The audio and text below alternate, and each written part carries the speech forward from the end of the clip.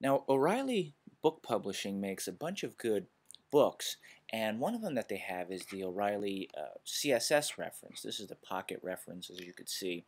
And, people like to buy these things, but if you have Dreamweaver, you don't need them because whether you know it or not, Dreamweaver actually has this inside of it already. Let me show you. I'm going to switch over to Dreamweaver now. And if I go up to Window, and where is it? Results. You'll see that the results has a tab over here called Reference.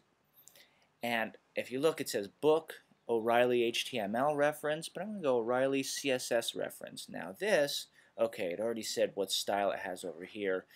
This has all the tags that you would ever use. For example, let's look at float. And as you can see, it has it just defines what float is. It tells you exactly what it is. It gives you some CSS syntax over here and some examples and how it works.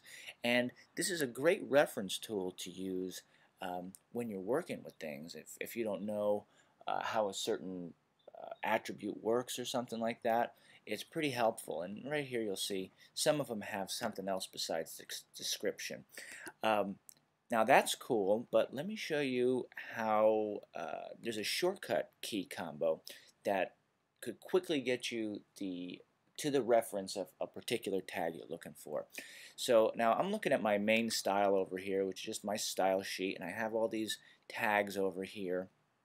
And if I just highlight one of these, and then I hold down Shift and press F1, look what happened.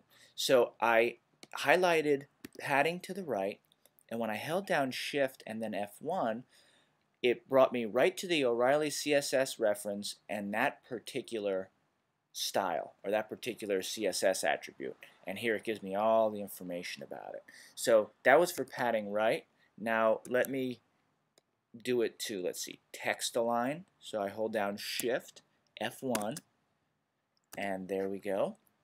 And there it is. Now this should work for everybody. The only time it may not work is if you have one of those keyboards that has special functions for the F1 keys. It may interfere with that. I mean, for example, my MacBook Pro that I'm working on now, my F1 and my F2 key basically change the brightness of my display. So what I have to do is actually disable those two from working that way, and I actually have to press the function key in F1 to change the display. You guys don't see this, but if you have any one of those newer keyboards that has all those more sophisticated, shortcut keys, you're going to have to disable them.